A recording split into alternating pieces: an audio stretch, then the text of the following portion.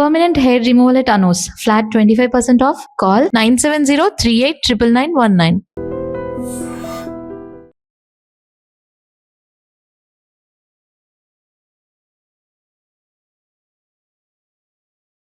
నమస్తే, welcome to iDream. 3 ఏళ్ల పాప జాహ్నవి మిస్సింగ్ కేసు ఇంకా మిస్టరీగానే ఉంది. వెతుకుతా ఉన్నారు. 10వ రోజు ఇంకా గాలింపు జరుగుతూనే ఉంది. పోలీసు ఉన్నతాధికారులు కూడా మాట్లాడుతూ ఉన్నారు. అన్ని కోణాల్లో దర్యాప్తు చేస్తున్నారు. అయితే ఈ సెర్చ్ ఆపరేషన్ లో పాల్గొన్నటువంటి మెటాలజిస్ట్ కృష్ణమూర్తి గారు లైవ్ కాల్లో జాయిన్ అయ్యారు. సార్తో మనం మాట్లాడదాం. ఎందుకంటే వారు కూడా తమ వంతు ప్రయత్నంగా పాప పట్టీలు వెండి పట్టీలు కాబట్టి అవి ఎక్కడైనా కనిపిస్తాయని చెప్పి తీవ్రంగా శ్రమించారు, వెతికారు. ఆ జాడు కూడా లేదు. సో వారి విశ్లేషణ ఏంటి, ఇన్ని రోజులు ఆ సెర్చింగ్ లో పాల్గొన్నటువంటి వ్యక్తిగా ఆయన అబ్జర్వేషన్ ఏంటి, వారి మాటలో తెలుసుకుందాం. కృష్ణమూర్తి గారు నమస్తే. నమస్తే అండి, నా పేరు ఆకేళ్ళ కృష్ణమూర్తి. కృష్ణమూర్తి గారు, ఇప్పుడు సెర్చింగ్ ఆపరేషన్ జరుగుతూ ఉంది. పోలీసులు నిజంగా తలబట్టుకుంటున్నారు. ఎన్ని రోజులైంది ఇంత డీప్ ఫారెస్ట్, ఈ తోట తర్వాత వెనకాల అంతా కొండ ప్రాంతము, ఫారెస్ట్ ప్రాంతం కాబట్టి కొంచెం కష్టంగా కూడుకున్నటువంటి వ్యవహారంగా ఉంది. అంటే మీ అంచనా ఏంటి? మీ మెటాలజిస్ట్ గా మీకు కూడా ఆ వెండి పట్టీలకు సంబంధించిన ఆధారం ఎక్కడా లభించలేదు. మీరు అడవంతా గాలించారు, కొండ ప్రాంతం వైపు కూడా వెళ్ళారు. మీకేమనిపిస్తుంది సార్ అక్కడ? మీరు అది ఆ ప్రాంతంలో ఉన్నటువంటి వాస్తవులు కాబట్టి అక్కడ వాతావరణం ఏ విధంగా ఉంటుంది, అడవుల పరిస్థితి, కొండల పరిస్థితి ఏ విధంగా ఉంటుంది, మీకు ఒక అవగాహన ఉంది కాబట్టి అడుగుతున్నాను.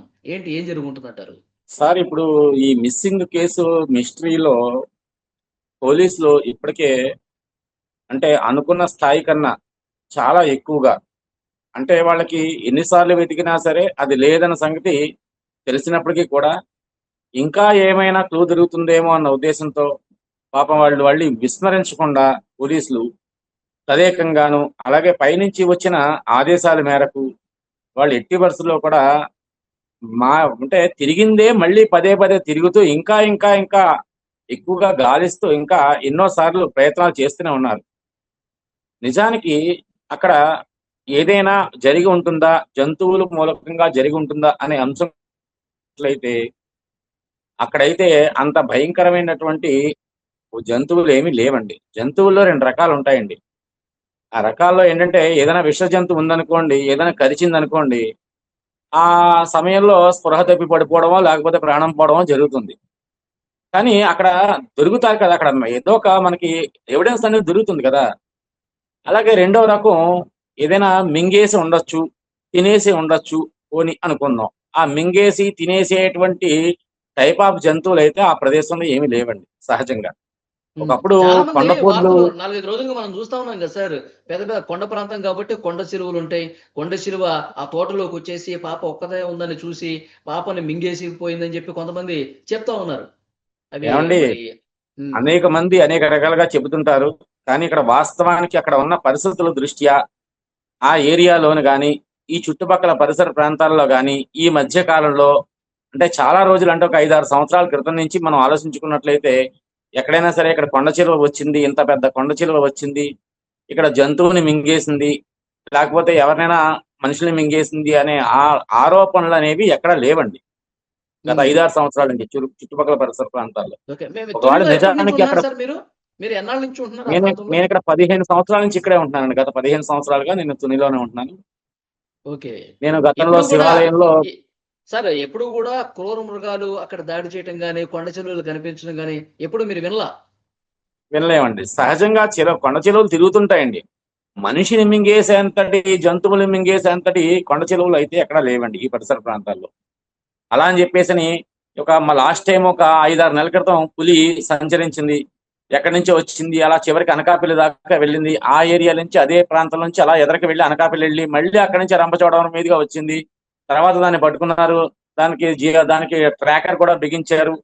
మళ్ళీ తరచుగా అప్పుడప్పుడు వస్తుంది, కానీ అది గోకవరము, అలాగే ఆ రంపచోడవరము, ఆ ఏరియాలో దేవీపట్నం, ఆ ఏరియాలో తిరుగుతుంది తప్ప ఈ ప్రదేశానికి వచ్చిన దాఖలాలు అనేవి ఈ మధ్య కాలంలో ఏమీ లేవండి. ఒక ఏదైనా పెద్ద జంతువు దాడి చేయాలంటే గతంలో ఉన్నాయండి. ఇప్పుడైతే ఏమి లేవు సార్, అవన్నీ ఉత్తమాటలు. ఇప్పుడు మీకు ఒక విషయం అండి, ఫైనల్ గా నా అభిప్రాయం, నా అనాలిసిస్ ప్రకారం అయితే కనుక, అంటే ఏ జంతువైనా మింగేసి ఉన్నట్లయితే, పోని తినేసినా, పోని పీక్కు తినేసినా, ఏ రకంగా జరిగినా అక్కడ ఆ అమ్మాయి ఒంటి మీద ఉన్న వస్తువులు ఏమి తినదు కదండి. ఆ వస్తువులన్నీ ఎక్కడో చోట పడిపోయి ఉంటాయి. మనం ఇప్పుడు పోలీసు బలగాల వాళ్ళు కావచ్చు, లేకపోతే కుక్కలు కావచ్చు, డాగ్ స్క్వాడ్ కావచ్చు, వీళ్ళందరూ కూడా ట్రై చేసేది ఏ రకమైనటువంటి దుస్తులు కానీ, లేకపోతే ఆ అమ్మాయికి సంబంధించినటువంటి ఆనవాళ్ళు కానీ, వాసనలు కానీ ఎక్కడ దొరికితే ఈజీగా పట్టుకుంటుందండి. ఉమ్, అటువంటిది జరగలేదండి. మెటాలజిస్ట్ గా అక్కడ మనం మెటల్ ఈ ఏరియాలో ఎక్కడైనా ఉందా అనేటువంటి కోణంలో సిల్వర్ మోడ్ లో మనం చెక్ చేస్తే ఆ సిల్వర్ కంటెంట్ కూడా ఎక్కడ లేదండి. అంటే ఎగ్జాక్ట్లీ ఎన్ని రకాలుగా ఎన్నిసార్లు వెతికినా ఫిల్టర్ చేసినా సరే ఆ అమ్మాయి అయితే ఆ పరిసర ప్రాంతాల్లో లేనే లేదు. ఇది ఉమ్, వాస్తవం అండి. అయితే ఇందులో మనం 3 కోణాల్లో ఆలోచించాలి. మొదటి కోణం ఏంటంటే ఖచ్చితంగా జంతువుల మూలకంగా ఏదైనా జరిగింది అని అనుకోవడం అనేది అపోహ. అది అది ఉత్తి మాటే. అయితే పైనున్న ఒత్తిడుల ప్రకారము అలాగే పోలీసు వారు మరొక్కసారి ఇంకేమైనా క్లూ దొరుకుతుందేమో అని చెప్పేసి అని వదలకుండా, వాళ్ళు ఉమ్, విసుగు చెందకుండా ఇంకా బలగాలు పెంచుకుంటూ తదేకంగా వాళ్ళు కష్టపడుతున్నారు కానీ అక్కడైతే నా ఉద్దేశ ప్రకారం అయితే ఏమీ లేదండి. ఇది ఉమ్. ఖచ్చితంగా ఆ అమ్మాయిని ఎవరో ఒకరు కిడ్నాప్ అయినా చేసి ఉండాలి, లేతే ఎవరైనా అపహరించి ఉండాలి. అపహరించడం, కిడ్నాప్ చేయడం అనేది ఏంటి? 2 ఒకటే కదా అని మీరు అడగచ్చు. ఉమ్. అంటే కిడ్నాప్ చేయడం అనేది ఏంటంటే కావాలని చేసేది అనే దాన్ని కిడ్నాప్ అంటాం. ఓకే, ఏదైనా తల్లిదండ్రుల మీద ఆశించి, కోపం ఉంటేనో లేకపోతే వాళ్ళ దగ్గర డబ్బులు గుంజటానికో చేసేది కిడ్నాప్. లేకపోతే ఎవరైనా కావాలని వీళ్ళలో వాళ్ళు తల్లిదండ్రులు కావచ్చు, తల్లిలో కావచ్చు, తండ్రిలో కావచ్చు, లేకపోతే కుటుంబ సభ్యులో కావచ్చు, మరే విధంగా ఆలోచించినా సరే కావాలని చేసేది ఒక కిడ్నాప్ కింద మనం భావించవచ్చు. ఉమ్, కానీ మరి అపహరణ అంటే ఏంటంటే పిల్లల్ని ఎత్తుకుపోయే వాళ్ళు ఉంటారండి. ఓకే. సహజంగా ఈ పిల్లలు ఎత్తుకునే వాళ్ళు చిన్న చిన్న పిల్లల్ని, మాటలు రాని వాళ్ళని, అప్పుడప్పుడే మాటలు వచ్చే వాళ్ళు, చిన్న చిన్న పిల్లల్ని ఎత్తుకెళ్ళిపోతుంటారు. అలా పిల్లలు ఎత్తుకెళ్ళిపోయే వాళ్ళు కూడా అయి ఉండొచ్చు అని నా అభిప్రాయం. ఉమ్. అయితే అంటే దీనికి సార్ ఇప్పుడు మనం తుని లాంటి ప్రాంతంలో ఇంతకుముందు మీరు చెప్పారు పులులు కావచ్చు, కొండ చెరువులు కావచ్చు. నేను 15 సంవత్సరాలుగా ఇక్కడ ఉంటున్నాను, నాకేం కనిపించలేదు, అసలు ఆనవాలే లేదన్నారు. మరి పిల్లలు ఎత్తుకుపోయే వాళ్ళ చరిత్ర కూడా గత 15 ఏళ్లలో ఏమన్నా ఉందా అక్కడ? రెగ్యులర్ గా అట్లా లేదు పిల్లల్ని సార్. అలా తీసుకుపోయి. అటువంటివి ఏమీ లేవండి. గతంలో మనకి తునిలో ఒక స్కూల్లో ఒక చంటి పాపని పిల్లాడిని తీసుకెళ్ళిపోయారు. ఆ తీసుకెళ్ళిపోయిన తర్వాత మనకి తుని రూరల్ పోలీస్ స్టేషన్ పరిధిలోనే జరిగింది ఇది. తుని రూరల్ పోలీస్ స్టేషన్ కావచ్చు, లేకపోతే తుని పోలీస్ స్టేషన్. తునిలో 2 పోలీస్ స్టేషన్లు ఉన్నాయి. ఈ పోలీస్ స్టేషన్ పరిధిలోనే జరిగింది. అయితే ఈ పరిధిలో జరిగినప్పుడు ఏం జరిగిందంటే కరెక్ట్ గా 24 గంటలు కాకుండానే పోలీసులు ఛేదించారు. ఉమ్, ఛేదించడం, ట్రేస్ అవుట్ చేయడం, మొత్తం మీద అవతల వాళ్ళు భయపడడం, చివరికి పిల్లల్ని వదిలేయడం అన్ని జరిగిపోయాయి. అంటే 24 అవర్స్ అవ్వకుండానే వాళ్ళు ఛేదించేశారు. ఎప్పుడో సంవత్సరం క్రితం జరిగిందండి ఇది. ఉమ్. అంతే తప్ప అంతకు మించి ఈ మధ్య కాలంలో ఎక్కడా కూడా ఇలాగే పిల్లలు అవును. ఇప్పుడు ఎత్తుకుపోవడం సరే అనేది ఎక్కడా మీరంటున్నట్టు జరగలేదు. పిల్లలు ఎత్తుకుపోయే వాళ్ళు ఉంటే, వాళ్ళు ఆ తోట దాటేసి, సరే ఆ కొండ ప్రాంతం నుంచి కూడా దిగిపోతే ఊళ్ళోకే వెళ్ళాలిగా. ఏదన్నా ఒక ఊళ్ళోకే వెళ్ళాలిగా. ఆ చుట్టుపక్కల ఊళ్ళన్నీ సీసీ ఫుట్ కెమెరాలన్నీ పరిశీలిస్తా ఉన్నారుగా. ఎప్పుడో దొరకాలిగా. అంటే 10 అండి రోజులైపోతుంది. ఒక్క విషయం చెప్తాను వినండి. ఇందులో మనం 2 కోణాల్లో ఆలోచించాలి. అంటే ప్రతి దాన్ని కూడా అణువణువుని మనం ప్రతి ఒక్క సబ్జెక్ట్ తీసుకునేటప్పుడు ఆ సబ్జెక్ట్ ని మల్టిప్లై చేసి విడగొట్టుకోవాలి. అలా విడగొట్టుకుని దీని మీద మనం ఇన్వెస్టిగేషన్ చేసినట్లయితే ఖచ్చితంగా మనకి క్లూ దొరుకుతుందని నా అభిప్రాయం. ఇప్పుడు మనకి రెండో భాగం కింద అనుకున్నాం. అపహరణకు గురైంది అనే భాగం మీద మనం విడమర్చామనుకోండి. అందులో హ్మ్. మళ్ళీ దాన్ని 2 భాగాల కింద చేయాలి. ఎలాగంటే ముక్కు మొహం తెలియని వాళ్ళు వచ్చారు, ఎత్తుకుపోయారు అనడానికి ఆస్కారం ఉందా అనేది అంశం మీద ఒకటి. రెండో అంశం ఏంటంటే మనకి ఇక్కడ జీడిపిక్కలు వదిలేస్తారండి. తోటలు అయిపోయిన తర్వాత ఓనర్స్ అందరూ వదిలేస్తారు. ఇంకా బయట వాళ్ళు ఎక్కడెక్కడి నుంచో చుట్టుపక్కల ఊళ్ళో వాళ్ళు అవ్వచ్చు, దూరం వాళ్ళు కావచ్చు, ఎవరు వచ్చినా సరే ఎవరు పట్టించుకోరు, అడగరని. ఎందుకంటే ఈ ఆకుల కింద ఉన్నవి ఏరుకుని వెళ్తుంటారు. అన్ని తోటల్లోనూ ఇక్కడ జరిగేదే సహజంగాను. మరి ఆ కోణంలోను కూడా రెండో భాగంలో ఆ కోణంలో కూడా మనం ఆలోచించాలి. ఎందుకంటే ఇప్పుడు జీడిపిక్కలు ఏరుకోవడానికి వచ్చిన వాళ్ళలో బయట వాళ్ళు ఔటర్స్. వాళ్ళు లోకల్ వాళ్ళా? లేకపోతే నాన్ లోకల్ వాళ్ళా? లేకపోతే ఆ రోజు ఎవరు వచ్చారు? ఆ ముందు రోజు ఎవరు వచ్చారు? అసలు ఈ వ్యక్తి తాతబాబు అనే వ్యక్తి, తాతారావు అనే వ్యక్తి చూశాడో ఆ రోజు చూసినప్పుడు ఎవరెవరిని చూశాడు అక్కడ? ఆ తోటలో ఎవరు ఉన్నారు ఏరుకోవడానికి? ఏ ఏరియా నుంచి వచ్చారు? అనే అంశం మీద మనం కూడా కొంచెం లోతుగా దృష్టి పెడితే కొంతవరకు ఇన్వెస్టిగేషన్ లో ముందుకు వెళ్ళొచ్చని నా అభిప్రాయం. ఆ తాతారావుని అంతేకాకుండా ప్రశ్నించారట కదా ఇందులో సార్! ఇందులో ప్రశ్నించారట వీళ్ళు కదా మీరు? ఇందులో ఇందులో భాగంగా వీళ్ళు ఊరిలోంచే వెళ్ళొచ్చు కదా అనేటువంటి అంశం మీరు లేవనెత్తారు. ఇప్పుడు ఊరిలోంచి వెళ్ళొచ్చు కదా అనే అంశం మీద కూడా మనం చూసిన ఊళ్ళోంచి వెళ్ళడానికి కూడా అవకాశం లేదు. తోటలోంచి వచ్చేవాళ్ళు తోటలోంచి వెళ్ళిపోతారండి. ఉమ్, ఊరిలోంచి ఎంటర్ అయ్యి వెళితే కనుక వాళ్ళు ఎక్కడో ఏదో ఒక సీసీ కెమెరా కనవచ్చు, కానీ ఊరి చివరి నుంచి వేరే తోటలోంచి వెళ్ళిపోయినా సరే అడిగడానికి కూడా ఎవరు సరిపోరండి. ఉమ్, సహజంగా ఏంటంటే అండి, కిడ్నాపే కనుక చెయ్యాలనుకునే వాళ్ళు ఏదో కారులోనో ఎవరికి తెలియకుండా కనిపించకుండా తీసుకెళ్లిపోతారు. నిజంగా అపహరించే వాళ్ళు ఏం చేస్తారు, కారులోను దాంట్లో రారండి. వాళ్ళు వాళ్ళు సామాన్యులండి. వాళ్ళు ఏం చేస్తారు, ఏదైనా మత్తు మంది కానీ క్లోరోఫామ్స్ కానీ ఏదో బిస్కెట్లు ఏదైనా కలిపి ఇవ్వడం కానీ ఇలాంటివి ఏమైనా ఇచ్చి పడుకోబెట్టి చంటి పిల్ల భుజం మీద వేసుకుని కామ్గా వెళ్ళిపోతారండి. ఆటో ఎక్కేసి వెళ్ళిపోతుంటారండి. ఉమ్. బళ్ళ మీద వెళ్ళిపోయి తీసుకెళ్లిపోయే అంత సీన్ ఏమి ఉండదండి. అంటే కావాలని కిడ్నాప్ కోసమే, అంటే ఇలాంటి రెండో పక్షాన్ని ఉన్నవాళ్ళు కావాలని కిడ్నాప్ కోసమే అక్కడికి వచ్చి చేశారు అనడానికి ఆస్కారం లేదండి. ఆ ఏరియాలో ఏదో జీడిపిక్కలతో ఏరుకోవడానికి వచ్చిన వాళ్ళలోనే తప్ప మరొకటి ఏమీ లేదు. ఇది మనం అనుకుంటున్న పూర్తిగా మేజర్ భాగం అండి. ఉమ్. ఇంకా రెండవ అంటే పక్షాన్ని ఇంకో కోణంలో కూడా వాళ్ళు ఏం చేసి ఉంటారు సార్? పాపని నిజంగానే అట్లా జడిపిక్కలు ఏరుకునే వాళ్ళు అపహరించుకొని వెళ్ళిపోయి అంటే అమ్మేసుకుందామనా వాళ్ళ ఆలోచన ఎట్లా ఉంటది? సహజంగా ఇందులో పిల్లల్ని అమ్మేసుకునే వాళ్ళు ఉంటారండి. అలాగే ఈ పిల్లల్ని తీసుకెళ్లి భిక్షం ఎత్తుకుంటా అంటారండి కొంతమంది అడుక్కునే వాళ్ళు కూడా. ఓహో. ఇప్పుడు సెంటర్ లోను, సిటీస్ లోను, బస్ స్టాండ్ లోను, పెద్ద పెద్ద స్టార్ హోటల్ ముందు ఆడవాళ్ళు ఏం చేస్తారంటే ఊహ తెలియని పిల్లల్ని చంక గోధులోనో చీరలో గోధులో పెట్టుకుని పిల్ల బుర్ర బయట కనిపించేలాగా, అంటే ఏమంటారంటే చీరలను అడ్డుకట్ట కట్టుకుంటారు. అడ్డుకట్ట కట్టుకుని చంటి పిల్లలు అందులో పెట్టుకుంటారండి. పెట్టుకుని వీళ్ళు భిక్షం ఎత్తుకుంటుంటారు, అడుక్కు తింటుంటుంటారు అనమాట. సో అలాంటి వాళ్ళలో కూడా కొంతమంది అపహరణ చేసేవాళ్ళు ఉన్నారు, అలాంటి వాళ్ళకి అమ్మేసేవాళ్ళు ఉన్నారు. వాళ్ళకి ఒక జీవనోపాధి అనమాట నా విధమైనటువంటి. మనం ఉమ్. ఇంతవరకు ఆలోచిస్తున్నటువంటి భాగం ఒకైతే రెండో భాగం కూడా మనం ఆలోచించుదామండి. అంటే నా అనాలిసిస్ ప్రకారం ఇది నేను చెబుతున్నాను సుమా, ఇది మరొకటి కాదు.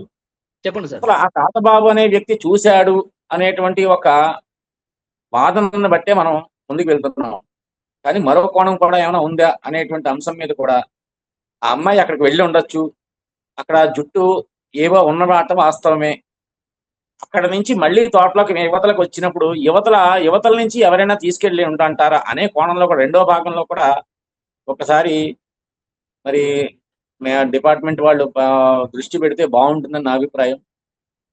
అంటే ఫోన్ కాల్స్ అన్ని కూడా పరిశీలిస్తున్నారు సార్. 4800 ఫోన్ కాల్స్ ఆ టవర్ కింద ఆ ఏరియాలో ఆ రోజు మధ్యాహ్నం నుంచి సాయంత్రం వరకు కనిపించినాయంట. అందులో మళ్ళీ అనుమానాస్పదంగా ఏమున్నాయి, ఎవరు రెగ్యులర్ గా మాట్లాడుకున్నారు, ఇవన్నీ కూడా చూస్తూ ఉన్నారు. కొంచెం టైం పట్టే అవకాశమే ఉంది.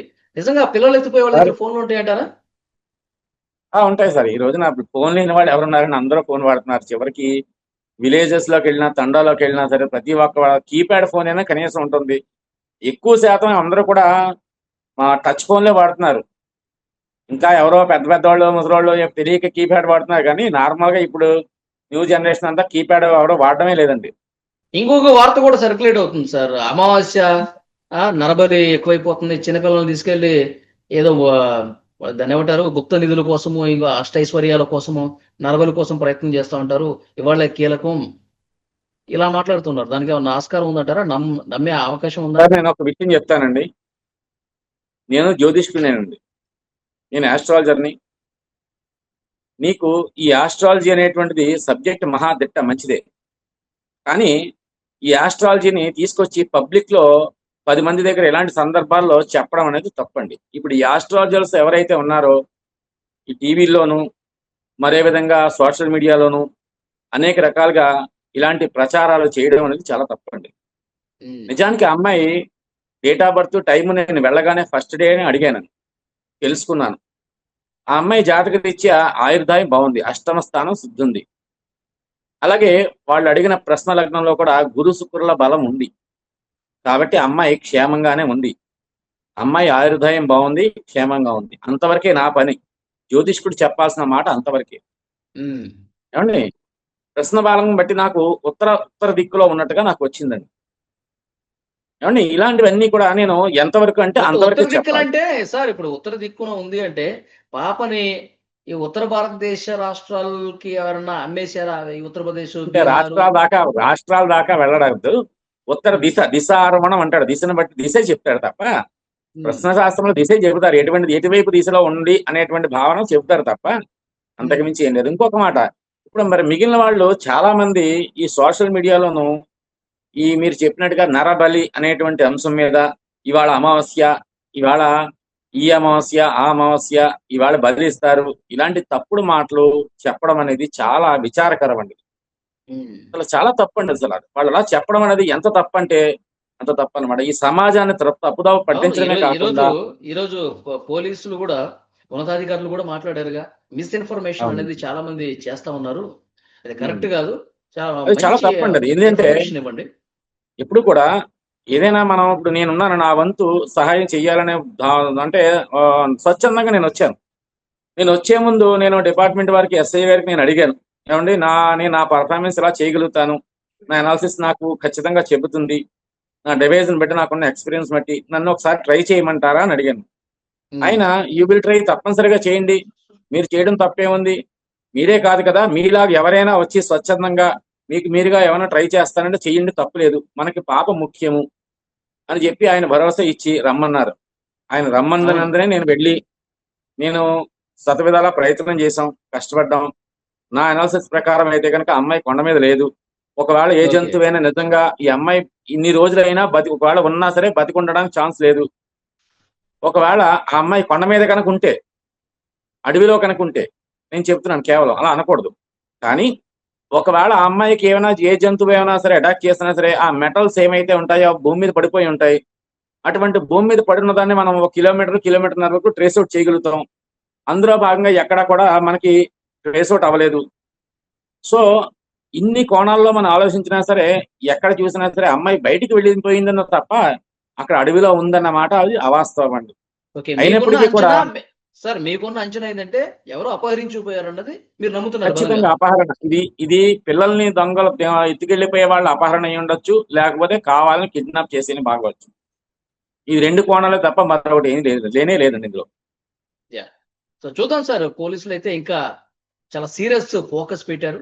అన్ని కోణాల్లో ఇప్పుడు దర్యాప్తు పోలీసు చేస్తున్నారు. వారి గురించి మాట్లాడుకున్నట్లయితే నిజానికి వాళ్ళు చాలా కష్టపడుతున్నారండి. ఎందుకోసం అంటే నిజంగా ఏ స్టేషన్ లోనూ కూడా పోలీసులు స్టేషన్ లో లేరండి, అందరూ అక్కడే ఉన్నారండి.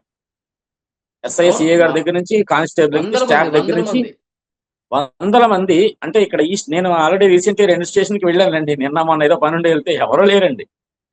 సో మేము వెళ్తుంటామండి, ఏదో ఒక కాంప్రమైజ్ చేసుకో దేనికో ఎవరో ఒకరు పెద్దలు పిలుస్తుంటారు, మేము వెళ్తుంటాం సహజంగా.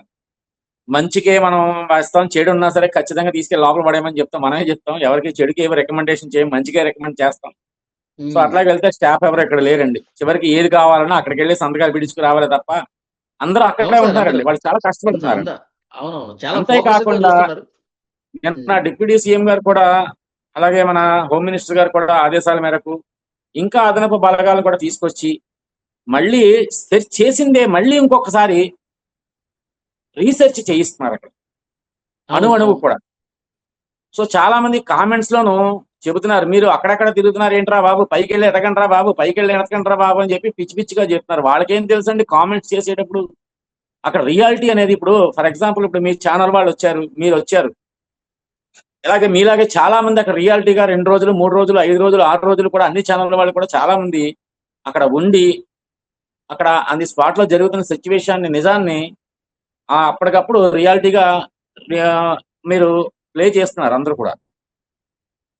అంటే ప్రజలకి అందరికి కూడా తెలియజేస్తున్నారు. కానీ ఎవరు రాకుండా చూడకుండా చాలా మంది కొన్ని సోషల్ మీడియా వాళ్ళు తప్పుడు ప్రచారాలు చేయడము, అలాగే తప్పుడు రకాలుగా హెడ్లైన్స్ పెట్టడము, ఈ రకంగా తల్లిదండ్రుల్ని బాధించేలాగా, భయభ్రాంతులు గురయ్యేలాగా, ప్రజలను తప్పుదావ పట్టించేలాగా, అలాగే డిపార్ట్మెంట్ వాళ్ళు కూడా తలనొప్పి తీసుకొస్తున్నారండి వీళ్ళు.